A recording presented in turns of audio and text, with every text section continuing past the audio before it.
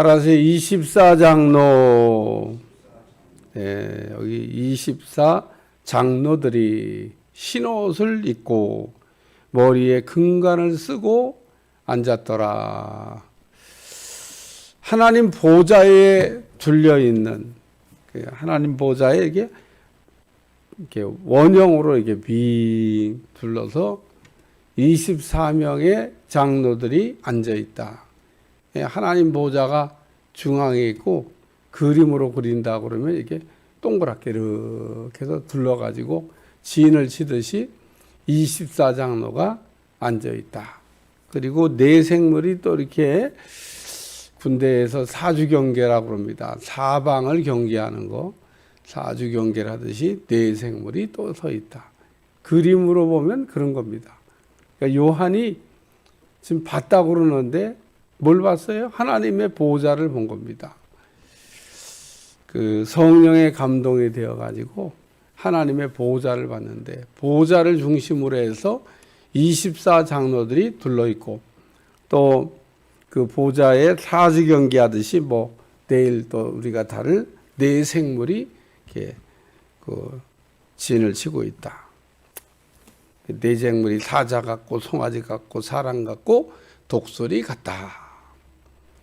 그러니까 같다고 그런 거는요, 같은 건 아닙니다. 그냥 같다고. 표현을 뭐라고 해야 되는데, 보기는 봤는데 딱히 뭐라고 이렇게 똑 떨어지게 표현하기가 어려운 겁니다. 어제도 하나님 보좌를 봤는데 이게 벼국 같기도 하고 또 홍보석 같기도 하고 녹보석 같기도 하다. 뭐 이렇게. 그래서 이 뭐 이스라엘 사람들은 보석에 대해서는 뭐 기본적으로 12개는 자기 지파를 이렇게 상징하는 보석을 얘기하고 있기 때문에 잘 알아서 아마 다이아몬드, 얼마나 막 이게 보면 막 반짝반짝. 우리는 그냥 주먹만한 다이아몬드만 봐도 이야 이게 돈이 얼마냐. 그리고 그런 다이아몬드 하나 보기도 어려운데 하나님 보좌에는 그 바짝바짝바짝한 그 다이아몬드가 있고, 그리고 홍보석이 있고 녹보석, 무지개 같은 녹보석이 있다. 뭐 그 오늘은 24장로에 관한 건데, 24장로에 관한 해석은 그 뭐 다양하게 여러 가지가 있습니다. 근데 그 이렇게 늘 생각할 때마다 맞게 해석을 잘 한 건가? 물음표. 성경을 우리가 이렇게 해석하는 데 있어서 하지 말아야 될 게 뭐냐면 억지로 푸는 겁니다. 그러니까 억지로 푼다고 하는 게 뭐냐면 그냥 끼워 맞히는 거예요. 이게 똑 떨어지면은 좋은데 똑 떨어지지 않을 때 그냥 어거지로 막 이렇게 끼워 맞히면 뭐 그럴듯하기는 해요. 뭐 그렇게 이렇게 해석하면 뭐 그런가? 네. 그냥 거기다가 또 이제 한술 더 떠서 이제 그것도 부족한데 거기다가 이제 자기들의 어떤 그 따르는 추종자들을 이제 속이기 위해서 무슨 또 이제 이상한 이야기를 하면은 소설을 쓰는 거죠.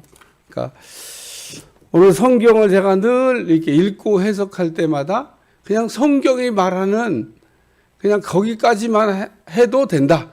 그러니까 성경이 말하고 있지 않는 거에 대해서는 말 안 해도 되는데, 해석 안 해도 되는데, 근데 그걸 해석해야 신령하다고 생각을 하는 것 같아요. 제가 늘 얘기하지만 성경은 우리에게 필요한 건 다 얘기해 주고 있고요. 필요하지 않은 거에 대해서는 침묵하는 것도 있습니다. 하나님이 그냥 그런 건 우리한테 뭐 구원받는데 그다지 뭐 그렇게 큰 거 아니니까 안 설명하신 건데, 궁금한 거 있으면 천국 가서 물어보세요. 예?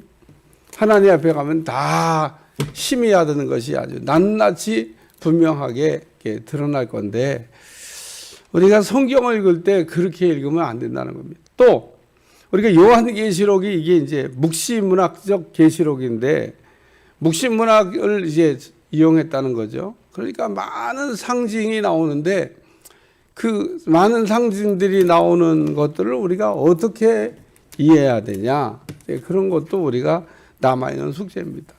성경이 다 말하고 있냐? 다 말 안 하고 있습니다. 그러니까 참고로 구약, 신약 우리가 볼 수 있는 구절은 있지만 제가 오늘 아침에도 24장로에 대한 설교를 이렇게 하려고 뭐 앞에 뒤에 다 성경을 일일이 찾아보면서 이렇게 또 다시 한번 생각해 봐도 뭐 똑 떨어지는 답이 아닌 겁니다. 그냥 그런 내용이 있다라고 하는 것을 우리가 참고해서, 왜냐하면 요한이 구약을 몰랐을 리는 없고 구약에 나오는 사건들을 몰랐을 리가 없죠. 다 아는 거죠. 그러니까 뭐 이용할 수는 있습니다만은 그게 똑 떨어지는 거냐? 뭐 그런 거 아닌 것 같아요. 자, 그래서 24 보좌가 24개 있다는 겁니다. 뭐 24 보좌를 봤으니까 24개의 보좌가 하나님 보좌 주변에 있다는 거고, 거기 보좌 위에 24 장로들이 흰 옷을 입고, 그냥 있는 그대로 흰 옷을 입고 머리에는 금관을 쓰고 서 있는 게 아니고 앉아 있다. 여기까지가 그 성경이 우리에게 전해주고 있는 요한이 봤던 24 장로에 관한 말씀입니다. 요한계시록 5장에 또 이 24 장로들이 이제 하는 말씀이 8절, 9절, 10절까지 보면 이렇게 나오는데, 거기도 24 장로가 한 번 더 등장해요. 네 생물과 24 장로들이 그 어린 양 앞에 엎드려. 그러니까 이 네 생물도 24 장로도 다 그 어린 양 앞에 엎드렸다는 겁니다. 그러니까 네 생물이나 24 장로는 어린 양에게 엎드려야 될 대상인 거죠. 우리가 이제 그것도 성경이 말하고 있으니까, 이 네 생물이나 24 장로는 어린 양 앞에, 예수님 앞에 엎드려 경배해야 될 대상이다. 엎드려 가지고 각각 검은 거와 향이 가득한 금대접을 가졌으니 이 향은 성도들의 기도라. 그러니까 향이 가득한 금대접을 갖고 있는데 향은 성도들의 기도라는 겁니다. 성도들의 기도를 받아서 지금 예수님께 이게 드리는 거죠. 그들이 새 노래를 부르며 두루마리를 가지고 그 인봉떼기에 합당하시도다. 일찍이 죽임을 당하사 각 족속과 방언과 백성들과 나라 가운데 사람들을 피로 사서 하나님께 드리고 그들로 우리 하나님 앞에 나라와 제사장들을 삼으셨으니 그들이 땅에서 왕노릇하리로다 하더라. 그래서 이것도 이제 5장 하면서 조금 한 번 더 나오니까 그때 다루겠습니다만은 오늘은 그냥 24 장로에 관해서 24 장로에 관한 말씀은 아닙니다만은 왜 아니라고 얘기하냐? 24 장로가 아니에요. 요한계시록 21장 11절과 12절에 보면 12문에는 12지파의 이름이 기록되어 있고 거기에 12보석 이름도 나옵니다. 성의 성곽 12기초석에는 12제자들의 이름이 새겨져 있다라고 하는 말씀이 나옵니다. 구약에서 우리가 사용하는 12지파, 신약에서 우리가 예수님 뽑았던 12제자의 이름이 새 예루살렘의 12문에 12지파가 기록되어 있고 또 성곽의 기초석에는 12제자의 이름이 기록되어 있다. 합하면 뭐가 되죠? 24가 돼. 그러니까 24니까 구약과 신약의 지파와 12제자를 합쳐서 24 장로다. 그래서 전 성도를 해당하는 거다. 글쎄 제가 아무리 읽어봐도 그냥 자의적인 해석인 것 같습니다. 그런 내용이 요한계시록 21장에 나오기는 합니다만은 그런 게 있다고 참고하시면 좋겠습니다. 또 구약의 대선지자, 소선지자를 전부 다 이렇게 합치면 대략 24명 정도 됩니다. 그러니까 성경에 나오는 훌륭한 인물들 24명이 12장로다. 이것도 제가 좀 자의적인 것 같아요. 뭘 그렇게 24장로를 봤다는데 그걸 해석을 하고 그게 뭐다고 한 얘기를 하려고 이렇게 애들을 쓰시는지 몰라. 나는 그렇게 성경 안 읽습니다. 그냥 24장로가 하나님 보좌에 있다라고 하는 얘기, 성경이 말하고 있는 것까지만 보자는 겁니다. 그리고 아주 말하고 있는 아주 명쾌한 얘기가 있습니다. 그러니까 얘 이런 분들이구나 이렇게 알면 은혜가 되겠다. 거기다가 뭐 어떤 사람 뭐 과천파, 청계천파, 광주파 그래갖고 지파들 이름을 쫙 붙여가지고 그건 소설 쓰고 사기치는 거죠. 그건 성경도 아닌 겁니다. 자, 그래서 역대상 24장 3절에서 19절에 보면 24명의 제사장이 나오는데 역대상 24장 한번 찾아보겠습니다. 그 다윗이 제사장 세울 때 나왔던 명단이에요. 역대상 24장. 여기 보면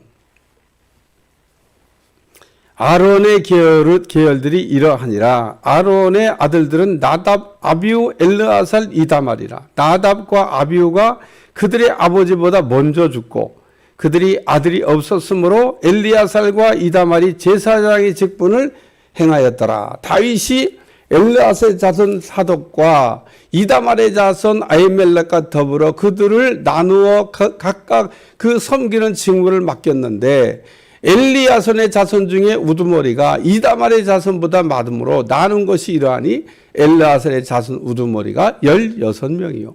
이다말의 자손 그 조상들의 가문을 따라 18명이라. 합치면 24명입니다. 자, 그러니까 또 뭐 이 성경 구절을 이용해서 24장로가 뭐 이렇다는 얘기.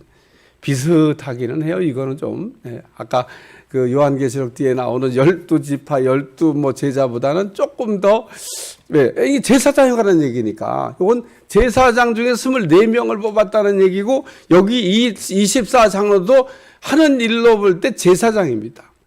그러니까 비슷하기는 한데, 뭐 그냥 참고, 이것도 그냥, 24장로, 24제사장을 뽑는 내용이 나옵니다. 그러니까 구약에 보면 이렇게 다윗이 그 제사장 24명을 임명했다고 하는 엘르아살과 이다말의 자손 중에서 16명, 8명 뽑아서 24명을 했다고 하는 내용이 나옵니다. 그래서 24장로를 해석할 때 꼭 이 성경 구절을 이렇게 찾아보는데 그 이상은 없습니다. 그러니까 여러분 요한계시록 21장에 12, 12도에서 24, 역대상의 24장로, 요 두 개의 성경 구절, 그 외에는 뭐 이 24장로를 뒷받칠 만한 뭐 내용이 있냐? 없습니다. 그러니까 이거 뭐 여기 이 내용 저 내용도 제가 볼 때는 합당치 않다 그런 얘기입니다. 그러니까 오늘 본문에 있는 내용을 가지고 그대로 우리가 그 읽고 그대로 이 요한계시록에 관한 말씀이니까 은혜를 받는 게 가장 정확하다. 자, 먼저는 흰옷을 입고 옵니다. 따라 흰옷을 입고 24장로들이 이 흰옷을 입고 있는 건 확실합니다. 그렇죠? 성경이 확실하게 24장로들이 흰옷을 입고 있다. 그렇게 얘기하고 있습니다. 그러니까 이 흰옷을 입고 있는 거를 우리가 이해하면 되는 겁니다. 24장로가 흰옷을 입고 있다고 하는 얘기를 요한이 우리에게 전해주고 있는 거예요. 성경이 그 얘기를 하고 있는 겁니다. 24장로가 누구냐? 성경의 위대한 인물, 뭐 대선자, 소선자냐? 아니면 위대한 뭐 누구냐? 아니면 뭐 12지파, 12지파, 모든 성도냐? 이런 거는요, 할 필요가 없는 얘기라는 겁니다. 중요한 거는 궁금하기는 한데, 천국 가서 물어보시라니까요. 하나님 보좌에 24명의 장로들이 서 있는데, 중요한 건 24명의 장로가 첫째, 흰옷을 입고, 둘째, 면류관을 쓰고, 셋째, 앉았더라는 거예요. 세 가지가 중요한 겁니다. 세 가지가. 흰옷, 요한계시록에 자주 등장하는 말씀입니다. 이거 해석하면 간단하게 24장로가 누구일까? 물음표, 답이 나옵니다. 자, 성경 한번 보겠습니다. 계시록 3장 5절 보세요. 계시록 3장 5절 찾아서 읽으세요. 다 같이 시작. 이기는 이와 같이 흰옷을 입을 것이요 내가 그 이름을 생명책에서 결코 지우지 아니하고 그 이름을 내 아버지 앞과 그의 천사들 앞에서 시인하리라. 그러면서 흰옷에 대한 이기는 자에게 흰옷을 준다고 한 얘기를 사대 교회에게 우리 하나님이 하셨는데, 사대 교회는 죽은 교회 아닙니까?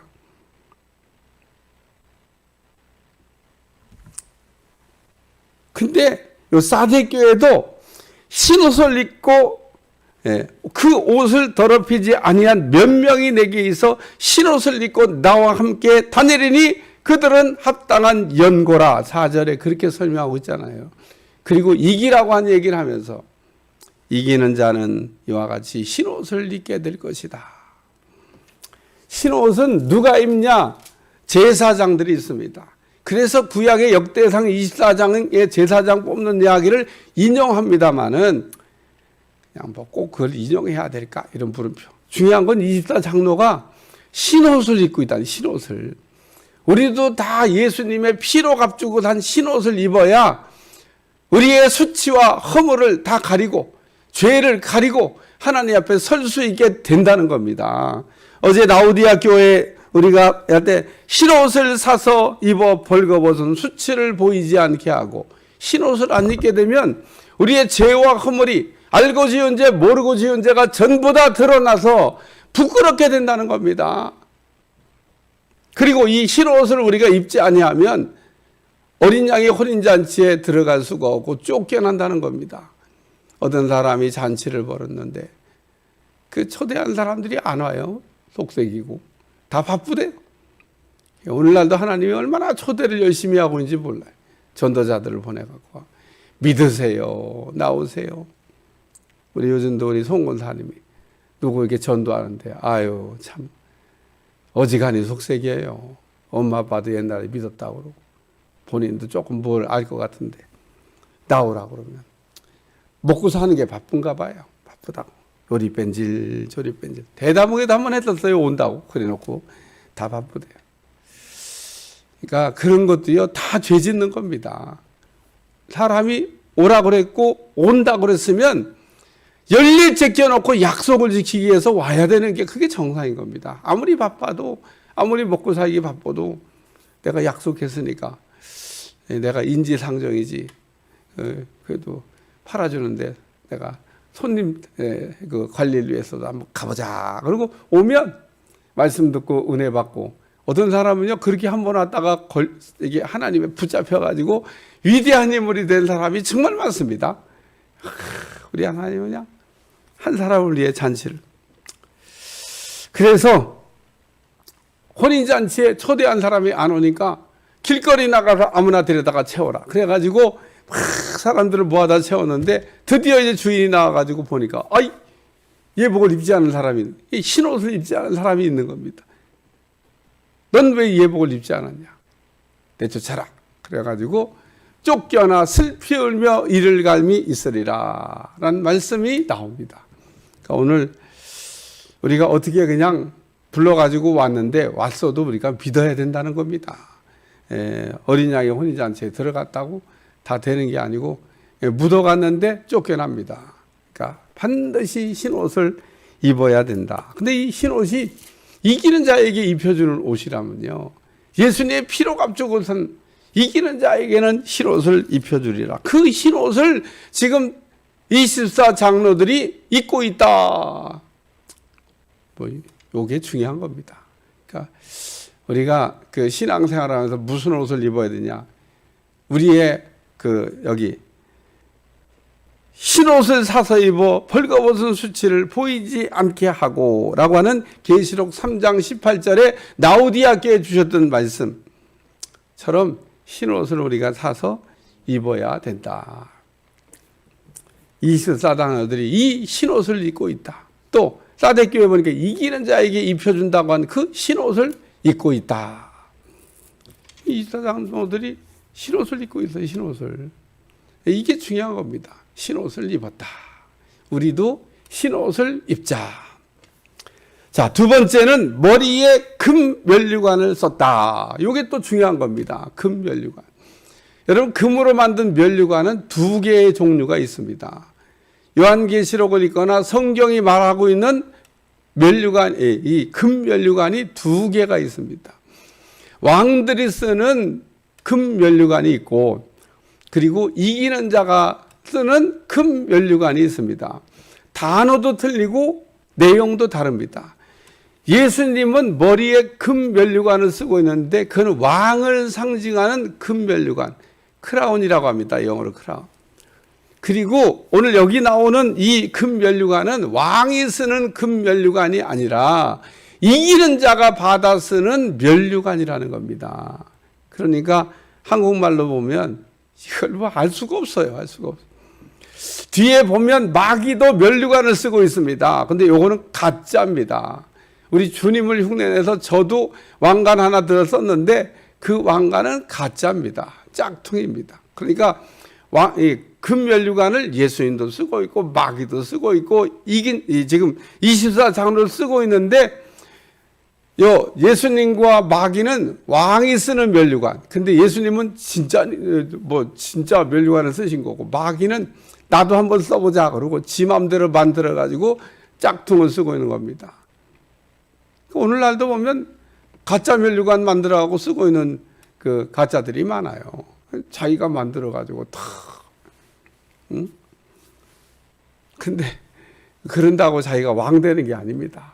오늘 왕의 면류관을 쓰실 분은 오직 예수님 한 분밖에 없는 줄로 믿습니다.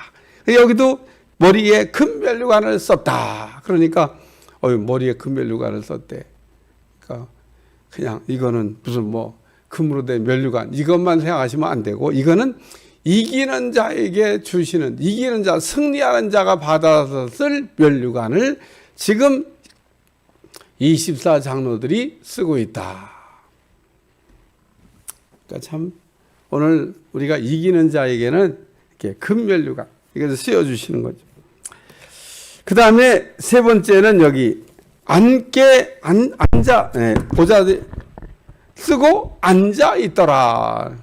예수님도 하나님 보좌 우편에 앉아 계시다. 이렇게 우리가 신앙 고백을 사도신경에서 하고 있습니다.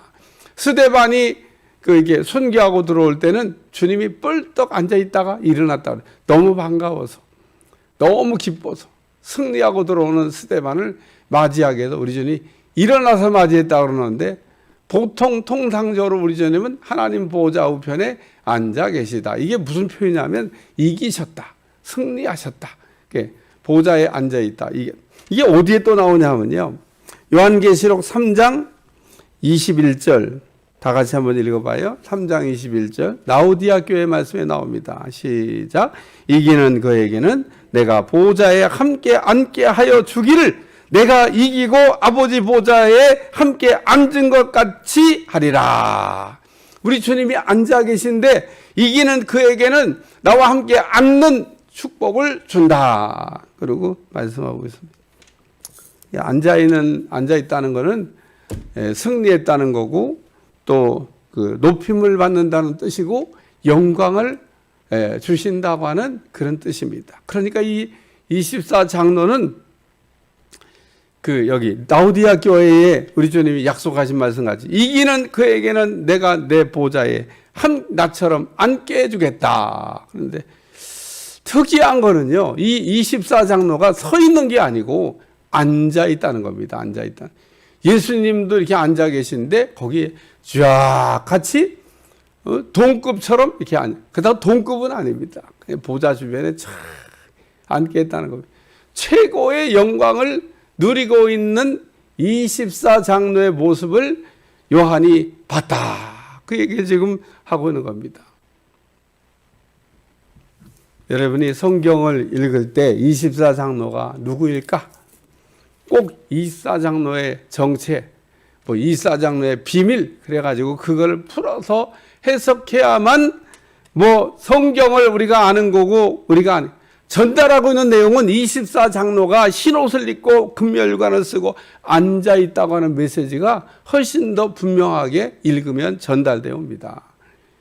24장로, 어거지로 누구일까? 구약과 신약을 이용해서 풀려고 설명하려고 애쓰지 마시고 그냥 하나님 보좌에 요한이 본 건 뭐냐? 24장로가 둘러 앉아 있는 것을 봤다. 궁금한 거는 천국 가서 확인하시길 바랍니다. 나는 구약에 그리고 신약에 요한계시록 이용해서 이게 뭐다라고 설명을 전부 다 사람들이 하고 있는데 제가 볼 때는요 억지로 해석입니다. 하지 마세요. 그런 거 하지 말라고 성경이 얘기하고 있지 않습니까? 그런데 중요한 거는 지금 앞에 지금 4대 교회, 라오디아 교회 계속 흰옷을 입은 자, 보좌에 앉은 자, 다 공통적인 점이 뭐냐? 이기는 자에게 흰옷을 입혀주시고, 이기는 자에게 금 면류관을 쓰고, 이기는 자가 앉게 하리라고 하는 하나님의 말씀은 있는 겁니다.